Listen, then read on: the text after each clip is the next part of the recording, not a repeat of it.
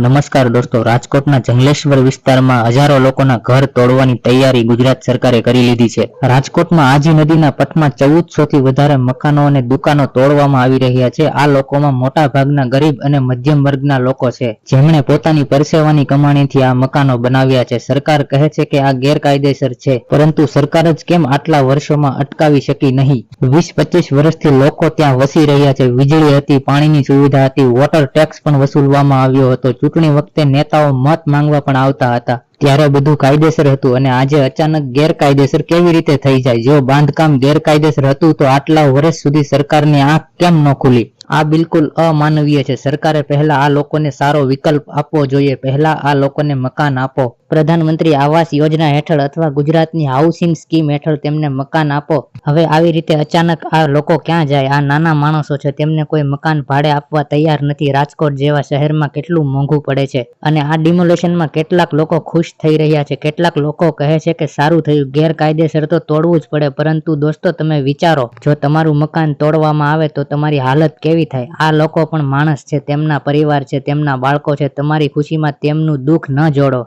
ચૂંટણી સમયે જે નેતાઓ વોટ માંગવા આવે છે, તે નેતાઓ આજે જંગલેશ્વરમાં દેખાતા પણ નથી. રાજકોટ શહેરમાં રસ્તાઓ તૂટેલા છે, ખાડા છે. વરસાદ પડે એટલે શહેર પાણીમાં તરવા લાગે છે. ભ્રષ્ટાચારના કેસો પણ બહાર આવે છે અને બુટલેગરો ખુલ્લેઆમ ફરી રહ્યા છે. ત્યારે તમને બુલડોઝર કેમ નથી દેખાતું? સરકાર પાસે મશીનો છે, પોલીસ છે, પાવર છે, પણ તે શક્તિનો ઉપયોગ કોની સામે કરે છે? ફક્ત નાના માણસો માટે. હું ભ્રષ્ટ ભાજપ સરકારને કહેવા માંગીશ કે નાના માણસોની હાય ન લ્યો. જો નાના માણસોની હાય તમને લાગી જશે ને તો તમારી સત્તાના મૂળિયા ઉખડી જાહે. સરકાર સેવા માટે છે, સજા માટે નથી. પ્રજા કરદાતા છે, ગુનેગાર નથી. બુલડોઝરથી ડરાવી શકાય પણ પ્રશ્નો બંધ નહીં થાય.